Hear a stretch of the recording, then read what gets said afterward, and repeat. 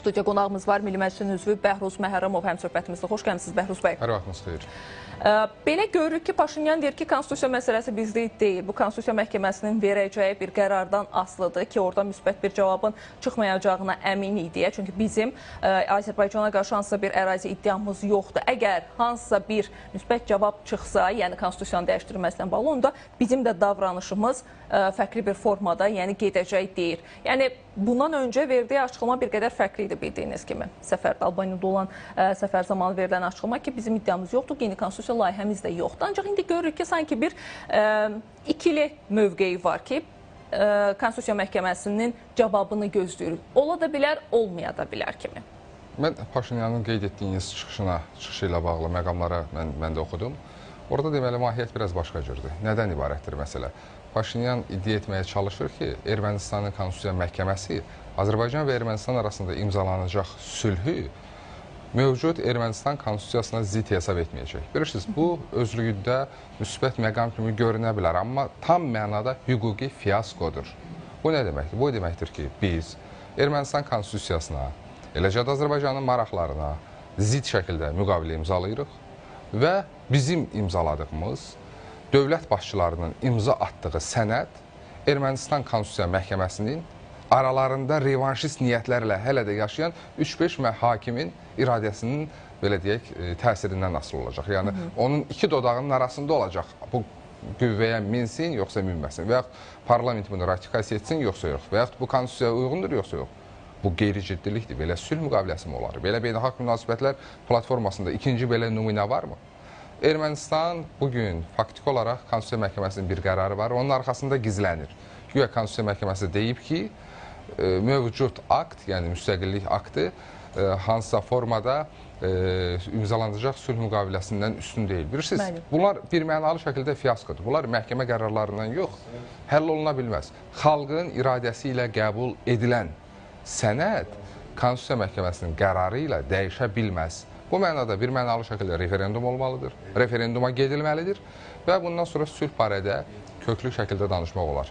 Və mən Paşinyanın o fikri ilə razıyam ki, sülh imkanını əldən vermək olmaz. Bəli, bunda maraqlı olduğunu göstərir. Bəli, sülh imkanı doğrudan da tarixin heç bir dövründə, yəni bizim bu münaqişə tarixinin heç bir dövründə, münaqişə başa çatana qədər də, başa çatdıqdan sonra da heç vaxt bu cür bizdə sülhə yaxınlaşmamışıq. Amma bu sülh fürsətinə görə Ermənistan nələrəsə qurban vermək istəyirsə, çox təəssüflər olsun ki, Ermənistan müxalifətinin, o qan içənlərin son vaxtlar aktivləşməsi və dövlət başçımızın da ifadə etdiyi kimi Ermənistanın özünün hakimiyyətinin revanşistlər kimi davranması, amma pasiv revanşistlər kimi davranması bu əlbəttə narahatlıqlar yaradır. Və siz ümumiyyətcə Konstitusiya Məhkəməsinin qərarını dəyişəcəyini ümid edirsinizmi?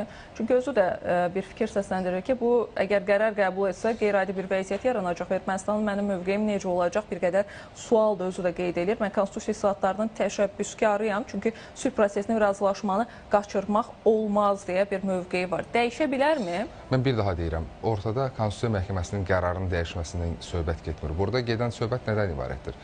Ermənistan Konstitusiya Məhkəməsi mövcud sülh müqaviləsini hüquqa uyğun hesab edəcək, Ermənistanın dövlət daxili hüququna uyğun hesab edəcək, yoxsa yox? Mən əminəm ki, müqavilə imzalanarsa, Ermənistan Konstitusiya Məhkəməsi təbii ki, Paşinyanın dediyi kimi edəcək. Yəni, sanki heç nə olmamış kimi müqavilənin təsdiqlənməsi qarşısında maneə kimi çıxış etməyəcək. Amma əslində Ermənistan, onun havadarları bizi məhz bu tələyə salmaq istəyir.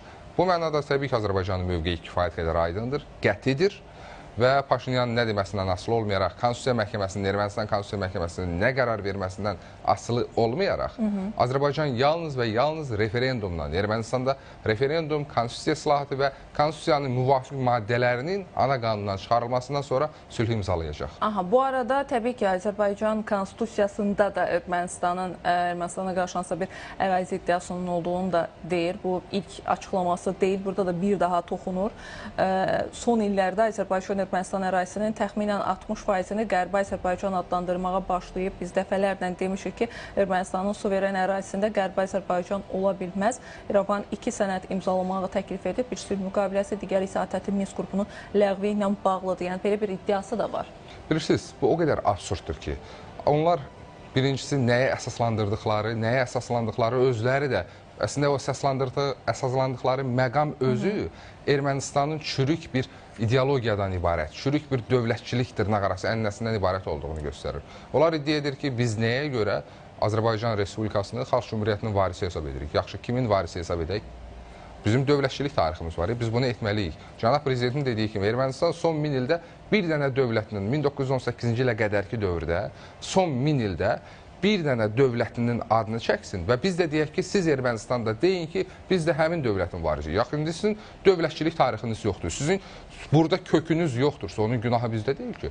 Biz istər Xalq Cümhuriyyətinə, ondan əvvəlki dövlətlərimizə, ta ki, sacilərə, salarilərə qədər, Şirvanşahlara qədər hamısını əsaslana bilərik. Yəni. İstənilən halda bu bizim günahımız deyil ki, sizi gətirib yerləşdiriblər, sizin dövlətçiliyiniz olmayıb, gətirib bizim ərazilərdə yerləşdiriblər. Amma bir daha deyirəm, bizim nə konstitusiyada, nə hər hansı bir qanunvericilik aktımızda bir mənalı şəkildə radikal qonşulara ərazi iddiası sürən bir cümlə yox, bir hərf də olsun yoxdur. Aha, düzdür. Paşinyan deyir ki, Azərbaycan Ermənistan arasında sülh yaxındır, amma siz bu gedişatla ümumiyyətcə ümidlisiniz mi? Həqiqətən sülh yaxındırmı ki bizə?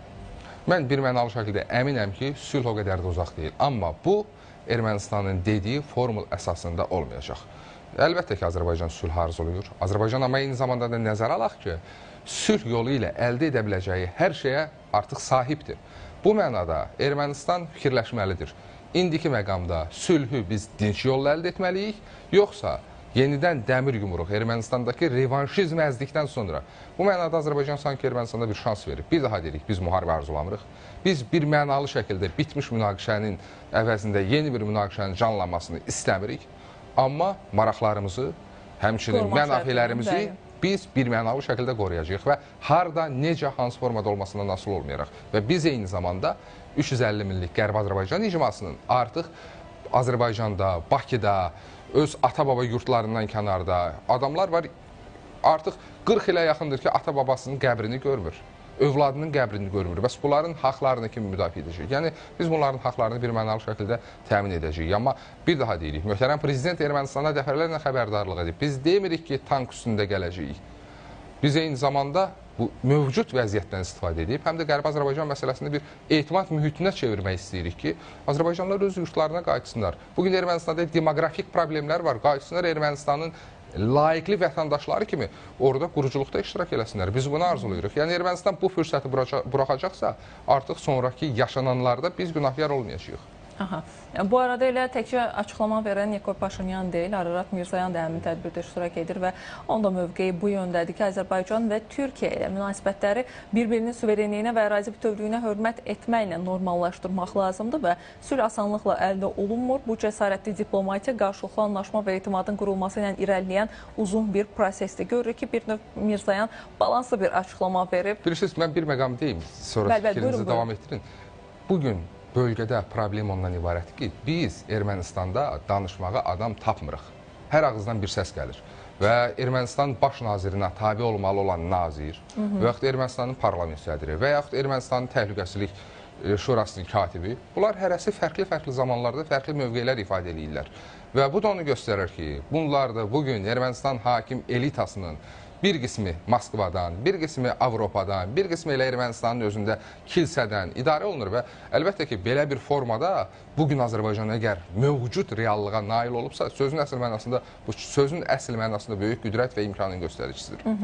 Azərbaycan-Ermənistan münasibətlərini hələ ki bir qədər kənara qoyaq. Burada təsir obyektlərindən biri də təbii ki Rusiyadır deyə düşünürəm.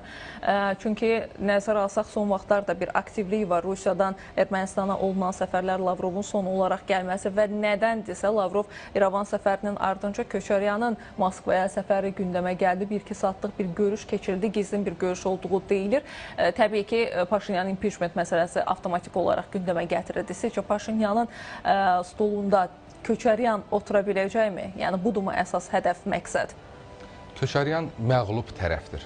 Köçəryan sözün əsl mənasında həm beynəlxalq arenada, həm regionda, hətta Ermənistanın özündə nüfuzunu itirmiş, oğru kimi tanınan, lap dərinə getsək, əskər yeməyi oğurlayan bir dırnaqarası siyasi liderdir. Və belə olan məqamda Köçəryanın 3-5 revanşist tərəfdarından, kilsədən başqa, o cümlədən də Rusiyada ayrı-ayrı dairələrdən başqa köklü dayaqları yoxdur. Və Köçəryan bugün hansısa formada Paşinyanı devirəcək və yaxud Paşinyanın əvəzinə hakimiyyətə gələcək, bu qədər ağlabatan görünmür. Yəni Rus yönümlü qüvvələr tərəfindən ola bilər və ya Rusiyanın özü bunda maraqlı ola bilərmi ki, hazırki sizin qeyd elədiyiniz bu potensialda olan birini hakimiyyətə gətirmək, yəni sərf edərmi ümumiyyətcə Rusiya üçün də? Mən bir daha o qənaətdəyəm ki, Rusiya üçün bugün yeni bir qüvvə yetişdirmək daha asan və daha rahat olar, nəinki əli qana batmış və Ermənistanın özündə nifrətlə qarşılanan, hətta Ermənistanda Paşinyanın özünün, daha doğrusu Kaşaryanın özünün tərəfdarlar arasında belə nüfuzu qalmayıb. Necə parlamenti görürsünüz, hansı ifadələrlə təhqir olunur, o kim hesab olunur. Belə olan məqamda əlbəttə ki, Rusiya kimi böyük bir dövlətin forpostu hesab etdiyi bölgədə az-çox nüfuzu olan bir adamın olması vacib idi. Məsələn, əvvəlki dövrdə Ermənistanda Kaşaryanın nüfuzu ona görə var idi ki, işğal davam edirdi, təcavüz davam edirdi, separatizm var idi, ortada sanki bir nəticə var idi, dırnaq arası bir qalib dövlət var idi və həmin qalib dövlətin reallığının yaradıcısı da sanki o zamanki o qatil, cəllad Kaşaryan idi. Amma bugün Azərbaycan bütün reallıqları dəyişib. Azərbaycan göstərib ki, bu illər ərzində biz qorxmamışıq, biz sülhə sadiq qalmışıq, dialoqa sadiq qalmışıq və Ermənistan da göstərib ki, onlar dialoq dili ilə danışacaq tərəf deyil və dəmir yumruq işə düşüyor. Bu mənada mən hesab edirəm ki, indiki məqamda Koşaryanın addımları Bilevdən başqa deyil və hətta mən əksini düşünürəm. İndiki məqamda mən düşünürəm ki, Koşaryan, Sarkisyan müəyyən qısa müddətdən sonra yəqin ki, cinayət mühakiməsi onlar barədə cinayət təqibi başlanacaq etdikləri əməllərə görə. Səfərin məqsədi nədir onda? Əgər Rusiya onda maraqlı deyilsə, bu arada iyunun 5-də Matviyenkonun da İrəvana səfəri gözlənilir. Yəni Rusiyadan çox diplomatik aktivliyi biz görürük. Biz yaxşı, onda maraqlı deyilsə, söhbət Koşaryandan gedir. Rusiya niyə onu dəvət edir? Kifayət qədər yaxşı məqamata oxunursunuz. Birincisi, diqqət edək, Rusiyanın bölgədə mövqeyi və yaxud bölgəyə diqqəti nə zaman nisbətən azalmışdı? Rusiyanın bölgəyə diqqəti Rusiya-Ukrayna müharibəsi başlayandan sonra azalmışdı. Amma son vaxtlar, xüsusən Amerikada demokratların hakimiyyətdən getməsindən sonra Rusiya, Ukrayna cəbhəsində Rusiya rahat nəfəs almağa başlayıb. Və rahat nəfəs alan Rusiya da Ermənistana müəyyən diqqət ayıra bilir. Və bugün Lavrovun, daha sonra Matviyenkonun və digər rəsmilərin Ermənistana səfəri bu Koşaryanın müdafiəsi və yaxud Koşaryanı qaytarmaq yox, bu Ermənistanda Rusiyanın mövqelərini möhkəmləndirməyə yönəlib. Amma digər tərəfdən də baxırıq, Avropada Rusiya Ermənistandan əl çəkmək niyyətində deyil. Yəni Ermənistan faktiki olaraq bugün qütblər arası ziddiyyətin qarşıdurma nöqtəsinə çevrilməkdədir.